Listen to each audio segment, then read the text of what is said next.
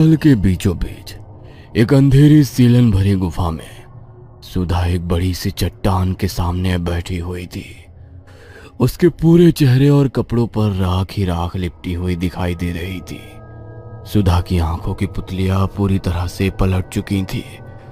उसे देखकर स्पष्ट समझ आता था कि वो किसी शक्ति के प्रभाव में है।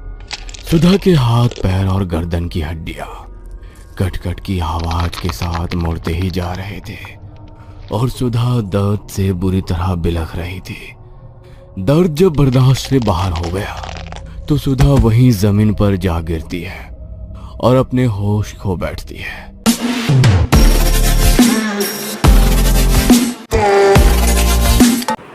Hello viewers, welcome back to our channel. और आज फिर से स्कैरी पंपकिन का सेकंड पार्ट की वीडियो लेके हम आपके सामने आए हैं और देखते हैं साथ में मिलके क्या है सुधा का राज जो रह गया था पहले। सेकंड पार्ट है ये। ओरिजिनल वीडियो की लिंक मैं डिस्क्रिप्शन में दे दूंगा, उसको भी जाकर देखिएगा। और सबसे इम्पोर्टेंट बात ये है कि अगर आप प्लीज़ इस वीडियो पर क्लिक करके आए हैं, देख रहे हैं वीडियो, तो वीडियो को शेयर करना नहीं भूलिएगा। कम से कम आप थोड़ा तो वीडियो को देखिएगा, क्योंकि तभी आपको पता चलेगा कि वीडियो के अंदर है क्या। ठीक है, बिना किसी देरी के करते हैं वीडियो स्टार्ट और वीडियो के बाद में करेंगे बात।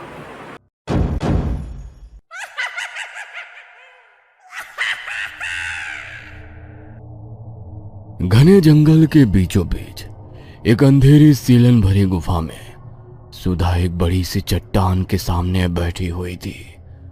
उसके पूरे चेहरे और कपड़ों पर राख ही राख लिपटी हुई दिखाई दे रही थी। सुधा की आंखों की पुतलियां पूरी तरह से पलट चुकी थी। उसे देखकर स्पष्ट समझ आता था कि वो किसी शक्ति के प्रभाव में है। सुधा के हाथ, पैर और गर्दन की हड्डियां कट-कट की आवाज के साथ मुड़ते ही जा रहे थे और सुधा दर्द से बुरी तरह बिलख रही थी। दर्द जब बर्दाश्त से बाहर हो गया तो सुधा वहीं जमीन पर जा गिरती है और अपने होश खो बैठती है। रात घिर आई थी। राघव अपने कमरे में बिस्तर पर सोया हुआ था। देर रात गए बंद आंखों से उसे एक सपना दिखाई देता है। एक गोरी, सुंदर और लंबे बालों वाली महिला के ऊपर अचानक कुछ गांव के लोग हमला कर देते हैं। डायन है ये, कोई भी इसकी आंखों में मत देखना। जल्दी से आग जलाओ इसे और इस कमरे के बाहर सिंदूर से रेखा खींचकर चलो यहाँ से। डायन हमारी उम्मीद से कहीं ज्यादा खतरनाक और शक्तिशाली होती हैं। उसकी नजर पड़ी तो इस गांव में कोई नहीं बचेगा। निकलो यहाँ से। वो लंबे बालों वाली सुंदर औरत आग की लपटों से घिरी अपने शरीर के मांस की जलन को मिटाने की कोशिश में यहाँ वहां दौड़ रही थी। उसकी चीखें सुनकर राघव का दिल कांप उठता है। डायन, क्या वाकई जो कुछ मैंने अभी देखा वो एक सपना था? लेकिन वो जगह जहां पर डायन को आग के हवाले किया गया था वो कुछ जानी पहचानी से क्यों लग रही थी? आखिर क्या है ये सब? सभी सिरे आपस में उलझे हुए हैं। आखिर कैसे सुलझाए ये सब? अचानक ही राघव को कुछ याद आता है। याद आ गया, वो जगह कोई और नहीं, मेरा अस्पताल ही है। तो क्या हॉस्पिटल में किसी डायन को जलाया गया था? लेकिन ये तो बस एक सपना है। क्या सच है क्या सपना, कुछ समझ में नहीं आता। उस दिन सुधा भी तो कुछ ऐसा ही बोल रही थी ना, कि उसने मेरे कैबिन के बाहर किसी डरावनी औरत को खड़े देखा और कमरा नंबर 9 से उसे किसी के रोने चीखने की आवाजें भी सुनाई पड़ी थी। हाँ, बिल्कुल सही। सपने में भी तो मैंने उसी कमरे में उस औरत को जलते हुए देखा था। राघव की आंखों से अब नींद कोसों दूर चली गई थी। उसने टाइम देखने के लिए अपना मोबाइल उठाया। रात के 2:30 बजे थे। राघव टहलने के लिए घर से बाहर निकल जाता है। कुछ दूरी पर उसे एक फकीर जैसा दिखने वाला एक आदमी दिखाई देता है, जो अस्पताल की खुली खिड़की से अंदर की ओर झांक रहा था। उसके हाथ में एक 4 लौ वाला दिया था, जिसे लेकर वो कुछ मंत्र बड़बड़ा रहा था। उसके बाद उसने वो दिया खिड़की पर रखा और अपना मुंह कपड़े से बांधकर वहां से जाने लगा। कौन हो तुम? क्या कर रहे थे यहाँ? तो क्या तुम्हारी वजह से ही सुधा और दिनेश की ऐसी हालत हुई? ये सब जादू टोना करके क्या मिल जाएगा तुम्हें? जानते हो ना, 25 साल से बंद पड़ा था यह अस्पताल। तुम गांव के लोगों को बीमारियों से मरना पसंद है तो ठीक है, चला जाता हूं मैं वापस। ये सब करने का क्या मतलब है? मुझे गलत समझ रहे हो तुम। मैं यहाँ पर कोई जादू टोना तंत्र मंत्र नहीं कर रहा था, बल्कि मुझे अंदाजा है कि कितनी बड़ी अनहोनी को दावत दी है तुमने अस्पताल को खोलकर। बस उसी अनहोनी को टालने की कोशिश कर रहा हूँ।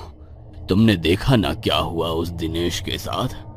किसी भ्रम में मत रहना कि दिनेश को कोई बीमारी हुई थी। ना तो वो दिनेश मरा था, ना तुम्हारी नर्स सुधा। डायन की काली नजर पड़ी है उन दोनों पर, और अब वो डायन एक एक करके सबको अपना शिकार बनाएगी। काली नजरें, ये सब क्या बोल रहे हो? अपनी करतूत को छिपाने के लिए बातों का रुख अलग दिशा में मोड़ रहे हो। तुम्हें क्या लगता है मुझे समझ नहीं आ रहा कि तुम क्या करने की कोशिश कर रहे हो? देखो बाबू, तुम शहरी हो, ऊपर से पढ़े लिखे डॉक्टर। तुम्हें इन तंत्र मंत्र की बातों पर यकीन नहीं आएगा, लेकिन मैंने अपनी उम्र के 80 साल इसी गांव में रहकर बिताए हैं। मैं अच्छी तरह जानता हूं यह कोई सामान्य अस्पताल नहीं है। डायन की काली नजर पड़ी है इस पर, जहां आने वाला कभी कोई आबाद नहीं हुआ। 20 साल पहले भी एक डॉक्टर ने यहां आकर इस अस्पताल को चलाने की कोशिश की थी, लेकिन 20 साल पहले जो कुछ घटा उसे सोचकर अभी भी मेरी आत्मा कांप उठती है। बताइए ना बाबा, आखिर क्या हुआ था 20 साल पहले? चतुरसेन शास्त्री नाम के एक डॉक्टर ने आकर यहाँ पर इस बंद पड़े अस्पताल की जिम्मेदारी संभाली थी। पति पत्नी दोनों डॉक्टर थे। गांव के लोग उस समय अंग्रेजी डॉक्टर और उनकी दवाइयों पर ज्यादा भरोसा नहीं करते थे, लेकिन चतुरसेन शास्त्री और उनकी पत्नी ने गांव में घर घर जाकर लोगों को यकीन दिलाया कि वो बड़ी से बड़ी बीमारी का इलाज कर सकते हैं। गांव के लोगों को तकलीफ में अपना जीवन बिताने की जरूरत नहीं है।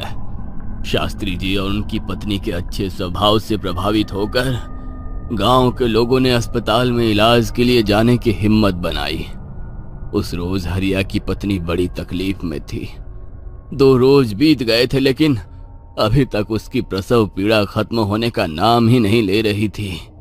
कोई और उपाय ना दिखा तो गांव के लोग उसे लेकर अस्पताल पहुंच गए। डॉक्टर शास्त्री की पत्नी विमला शास्त्री ने इमली का प्रसव कराया, लेकिन जब इमली की कोख से मरे हुए बच्चे का जन्म हुआ तो उसे देखकर इमली का मानसिक संतुलन चला गया। अस्पताल से लौटने के बाद इमली की दुनिया ही उजड़ गई।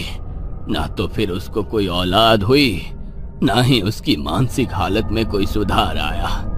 कभी वो चूल्हे से निकालकर गर्म गर्म राख खाने लगती, तो कभी सड़क पर पड़ी कीचड़ को अपने तन पर लपेटकर पागलों की तरह हंसने लगती। कभी अपने ही बालों को नोचती, कभी पूरा दिन तपती दोपहर में बैठी रहती। अभी तक तो गांव के लोगों को यही लग रहा था कि इमली अपने बच्चों के गम में पागल हो गई है। इमली के बाद अमिया के बाद शेरा। जब एक के बाद एक लगातार इसी तरह की घटनाएं घटने लगीं, तब लोगों को यकीन हुआ कि अस्पताल में कुछ तो गड़बड़ है। एक बार जो इलाज कराने के लिए उस अस्पताल में गया, वह जिंदा लाश बनकर ही वहां से लौटा। अस्पताल में अब गांव के लोगों ने जाना बंद कर दिया था।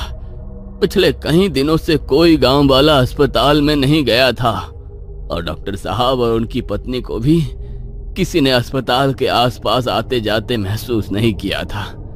जब 1 सप्ताह तक अस्पताल में कोई हलचल महसूस नहीं हुई, तो गांव के लोगों को शक होने लगा।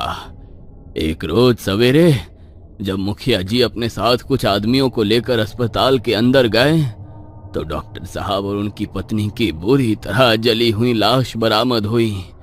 वो आखिरी दिन था जब इस अस्पताल में गांव के लोगों ने पैर रखा था। उस दिन के बाद जो अस्पताल में ताला लगा, अब 20 साल के बाद आपने आकर खोला। आपको भी यही कहूंगा, आप इस अस्पताल के चक्कर में अपना जीवन ना गंवाओ। यहाँ के लोग तो किसी तरह अपना जीवन बिता ही रहे हैं, तुम अपनी जान बचाकर भाग जाओ। ऐसे कैसे? इतनी सारी घटनाएं हुई और किसी ने उनकी तह तक जाने की कोशिश नहीं की? क्या गांव के लोगों के मन में यह प्रश्न नहीं आया कि आखिर अचानक से हॉस्पिटल में ऐसा क्या हो गया जो लोगों की जाने जाने लगी? और अगर आपकी बात सच में मान भी ली जाए तो मैं अपने सपनों में जो देख रहा हूं वो क्या है? सपना? कैसा सपना? मैंने देखा हॉस्पिटल के वार्ड नंबर 9 में एक गांव के लोगों ने किसी औरत को जलाकर मार डाला और गांव के लोगों का कहना था कि वो एक डायन थी। क्या मेरे सपने का सच्चाई से कोई संबंध है? तुमने सपने में उस डायन को देखा है? इसका मतलब अब वो तुम्हें भी नहीं छोड़ेगी, बिल्कुल वैसे ही जैसे डॉक्टर शास्त्री और उनकी पत्नी को मार डाला था। बाबा, मुझे पूरी बात बताइए। मैं कुछ समझ नहीं पा रहा हूँ कि आखिर ये कहानी शुरू कहाँ से हुई थी। इस कहानी की शुरुआत 25 वर्ष पहले हुई।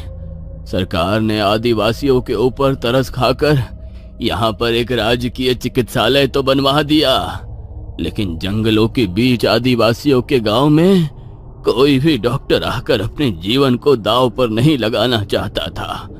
कई बरस बीत गए, अस्पताल ऐसे ही खाली पड़ा रहा। फिर एक रोज एक औरत आई, सुनैना नाम था उसका। इतनी खूबसूरत कि अमावस्या की रात में भी पूर्णिमा की चांदनी उसके चेहरे पर चमकती नजर आती थी। लंबी काली लहराती चोटी, बड़ी बड़ी आंखें, मीठी बोली। उसकी बातें इतनी जादुई थी कि सब उसके बस में हो जाते थे। सुनैना ने लोगों को कहा कि वो वैद्य है और हर तरह की बीमारी का इलाज करना जानती है। शुरुआत में तो लोगों को उसके दिए गए पूड़िया चूर्ण से आराम आता था, लेकिन फिर उसके आने के कुछ ही दिनों बाद पूरे गांव में ऐसी बीमारी फैलने लगी जो पहले ना किसी ने देखी ना सुनी।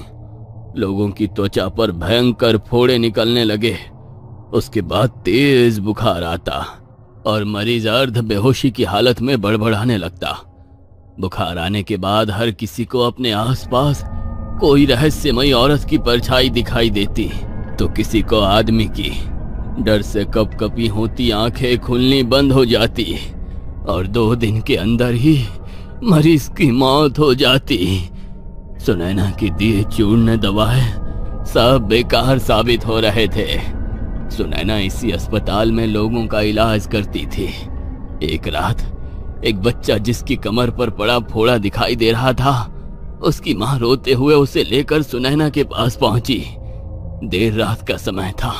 सुनैना ने कुछ जड़ी बूटी उसके घावों पर लगाई, दवा खिलाई और फिर उसे यहीं अस्पताल में ही आराम करने के लिए कहा। कुछ देर बाद बच्चे की हालत बिगड़ने लगी और वो बिस्तर पर लेटे हुए ऐसे छटपटाने लगा जैसे किसी अदृश्य शक्ति ने उसकी गर्दन दबोच रखी हो। कुछ देर बाद बिस्तर पर छटपटाने के बाद बच्चे का शरीर बुरी तरह से अकड़ गया और उसकी मौत हो गई। बच्चे की मां ने जब बच्चे को बुरी तरह से अकड़ते हुए देखा तो वो सुनैना को बुलाने के लिए उसके कमरे की तरफ दौड़ पड़ी। जैसे ही उस औरत ने धीरे से कमरे का दरवाजा खोला तो अंदर का नजारा देखकर उस औरत के पैरों तले जमीन खिसक गई। सुनैना ने अपने लंबे बाल खोल रखे थे, माथे पर काले रंग का बड़ा सा तिलक लगा था और जमीन पर कुछ दिए जलाकर सिंदूर से अजीब आकृतियां बनाकर वहां बैठी हुई थी। सुनैना को ऐसे हाल में देखकर वह महिला घबरा गई और दौड़ते हुए पूरे गांव को इस घटना के बारे में बताने लगी। इसका मतलब ये सुनैना कोई डॉक्टर वैद्य नहीं बल्कि डायन है। तभी तो इसकी काली नजर पड़ने के बाद ही गांव में एक के बाद एक मौतें होने लगी। ऐसी महामारी पिछले 100 साल में भी कभी नहीं इस गांव पर आई जैसे इसके आने के बाद गांव में फैल गई। मुखिया जी बिल्कुल ठीक कह रहे हैं। मेरा बेटा भी जब उसके अस्पताल में गया, उसकी पीठ पर सिर्फ एक फोड़ा हुआ था और थोड़ा सा बुखार था, लेकिन अस्पताल में पहुंचने के बाद उसने ना जाने क्या खिलाया मेरे बच्चे को कि वो बुरी तरह से छटपटाने लगा।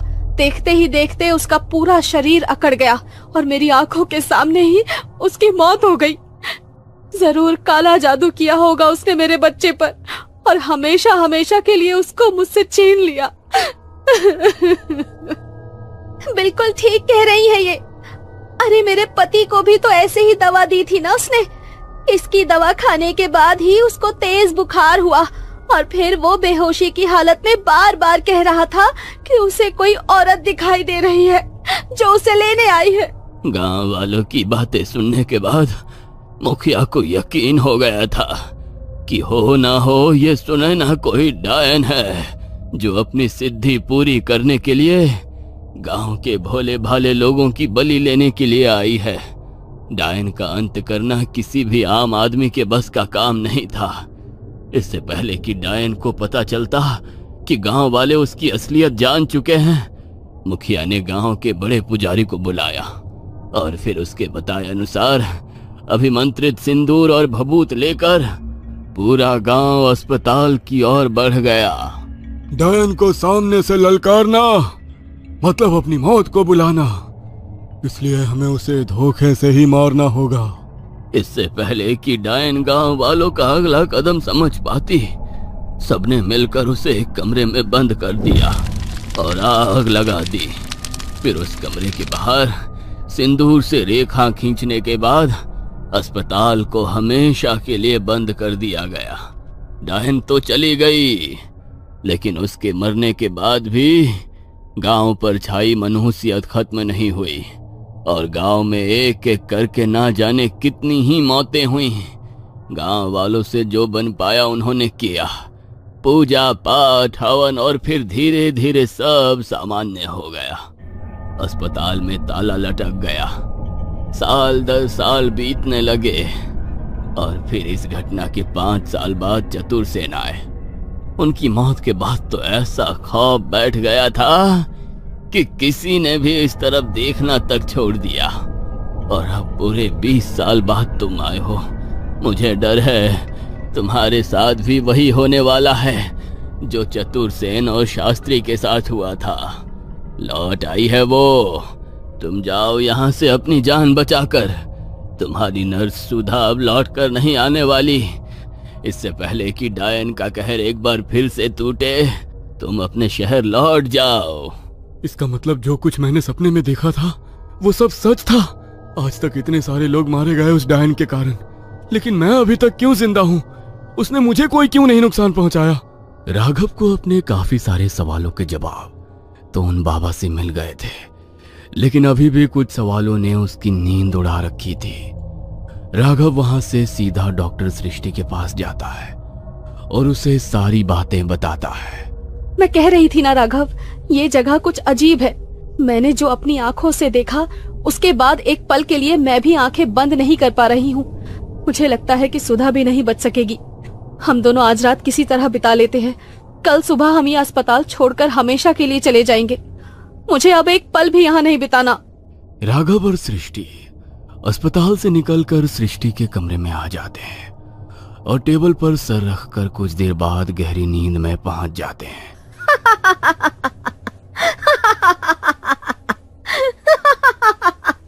अचानक ही किसी की डरावनी हंसी सुनकर सृष्टि की नींद खुलती है तो वो खुद को फिर से अस्पताल के अंदर पाती है।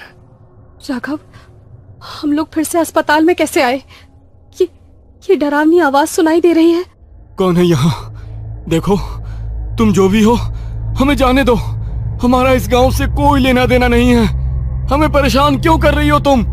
तभी नर्स सुधा वहां पहुंच जाती है, जिसकी हालत देख उन दोनों का डर से खून जमने लगता है। सुधा का पूरा शरीर राख से लिपटा हुआ था। चेहरा काला और बहुत ही डरावना नजर आ रहा था। दोहरी आवाज में वो बोलना शुरू करती है। तुम यहाँ खुद नहीं आए हो राघव, मेरी पुकार खींच कर लाई है तुझे इस अस्पताल में। 25 साल पहले सुनैना गांव में आने से पहले अपनी एक जिम्मेदारी अपनी माँ को सौंप कर आई थी और वो जिम्मेदारी थी तुम। लेकिन जब यहाँ मेरी मौत हो गई तो माँ ने तुम्हें गोद दे दिया और तुम उस करोड़पति परिवार में बेटे बनकर बड़े होने लगे। लेकिन देखा तूने, एक माँ की पुकार खाली नहीं गई। तू मेरे बुलाने पर यहाँ तक आ ही गया। नहीं, यह नहीं हो सकता। मैं एक डायन का बेटा नहीं हूँ। लोग ठीक ही कहते हैं, एक डायन अपने बच्चे का भी शिकार करने से पीछे नहीं हटती। तुमने मुझे मारने के लिए यहाँ तक बुलाया? डायन नहीं थी मैं तो बस इस गांव को महामारी से बचाने की कोशिश कर रही थी। बुखार दिमाग में चढ़ने के कारण लोगों को मति भ्रम हो रहा था, जिसके कारण उन्हें अपने आसपास कोई साया नजर आ रहा था, जिसे लोगों ने भूत प्रेत और काले जादू से जोड़ दिया, जबकि वो कोई काला जादू नहीं बल्कि महामारी का असर था। मैं भी एक आदिवासी गांव से ही थी, लेकिन जब दवा काम न आई तो गांव की सलामती के लिए मैं अपनी कुलदेवी को प्रसन्न करने का अनुष्ठान करने लगी, जिसे गांव वालों ने काला जादू समझ लिया और बिना कुछ समझे मुझे जिंदा जलाकर मार दिया। मेरी एक एक चीख, एक एक आह इस अस्पताल में कैद हो गई, और अब मैं चाहकर भी इस अस्पताल से मुक्त नहीं हो सकती। मुझे इस अस्पताल में कैद हुए बरसों बीत गए। तुम्हारे आने से एक बार फिर ये अस्पताल खुला और मुझे अपना इंतकाम लेने का मौका मिला। राघव, अगर तुम्हारी माँ की बात सच है और वो डायन नहीं है, तो इसका मतलब है कि वो एक अतृप्त भटकती आत्मा है, जो शायद तुम्हें इसलिए पुकार रही थी ताकि उन्हें तृप्ति मिल सके। उनका अंतिम संस्कार करो ताकि वो इस दुनिया से विदा ले सके। फिक्र मत करो, तुम उनके बेटे हो तो तुम्हें कोई नुकसान नहीं पहुंचाएंगी वो। तुम शायद ठीक कह रही हो, लेकिन कैसे होगी इनकी मुक्ति? मुझे कुछ समझ में नहीं आ रहा। अचानक ही एक तेज हवा का झोंका आता है और एक काली परछाई आकर सृष्टि के अंदर समा जाती है। अचानक ही सृष्टि के चेहरे के हाव भाव बदलने लगते हैं और वो जाकर हॉस्पिटल की दीवार में अपना सर पटकने लगती है। सृष्टि डरावनी हंसी में जोर जोर से हंस रही थी और उसके साथ ही लगातार वहां पड़ा हुआ सामान उठाकर अपने सर पर मार रही थी, जिसे देखकर डॉक्टर राघव बुरी तरह से डर जाता है। अगर मैंने अभी कुछ नहीं किया तो ये सृष्टि को भी मार डालेगी। प्लीज बंद करो ये सब। आखिर क्यों सबकी जान ले रही हो? डॉक्टर सृष्टि ने आपका क्या बिगाड़ा है? छोड़ दो उसे। अचानक राघव को सृष्टि की बात याद आती है और वो दौड़ते हुए कमरा नंबर 9 में पहुंच जाता है। दूसरी तरफ सृष्टि अस्पताल के स्टोर रूम में पहुंचकर अल्कोहल की बोतल उठाकर बाहर आ जाती है और हंसते हुए उसे अपने ऊपर डाल लेती है। आखिरी बार देख ले इसे, इसके बाद ये राख का ढेर बनने वाली है। दोहरी सी आवाज में सृष्टि की बात सुनकर राघव के पांव के नीचे से जमीन निकल जाती है। तभी बाबा वहां पहुंच जाते हैं। बाबा कुछ करो, मेरी सृष्टि, वो मार डालेगी उसे। यह लो गंगा जल, जिस कमरे में सुनैना को जलाया गया था उस कमरे में छिड़क कर उसकी अस्थियां बाहर लेकर आओ। उसकी अस्थियां आज भी उस कमरे में बिखरी हुई हैं। बाबा की बात सुनकर राघव दौड़ते हुए कमरे में जाता है और वहां पर चारों तरफ गंगा जल छिड़क देता है। उसके बाद सुनैना की हड्डियां उठाकर बाबा की मदद से एक कलश में भर देता है। बस करो माँ, अब मुक्त हो जाओ। मैं तुम्हारा अंतिम संस्कार करूंगा, तुम्हें सम्मान के साथ विदा करूंगा और तुम्हारी अस्थियों को गंगा में प्रवाहित करके तुम्हारी आत्मा की शांति के लिए प्रार्थना भी करूंगा। अब अपना गुस्सा छोड़ दो, अपने बेटे के लिए बस करो माँ। राघव, सृष्टि के ऊपर भी गंगा जल छिड़को। राघव जाकर सृष्टि के ऊपर भी गंगा जल छिड़क देता है। सृष्टि बेहोश होकर नीचे जा गिरती है। अगले कुछ पलों के बाद सब कुछ शांत हो चुका था। वो चली गई है बेटा।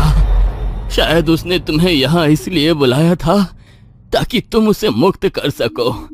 बेटे के हाथों से गंगा जल पाकर उसकी आत्मा तृप्त हो गई। उम्मीद है अब वो कभी लौट कर नहीं आएगी। तुम भी अपना किया वादा निभाना और इन अस्थियों को गंगा में विसर्जित करने के बाद अपनी माँ की आत्मा की शांति के लिए प्रार्थना करना।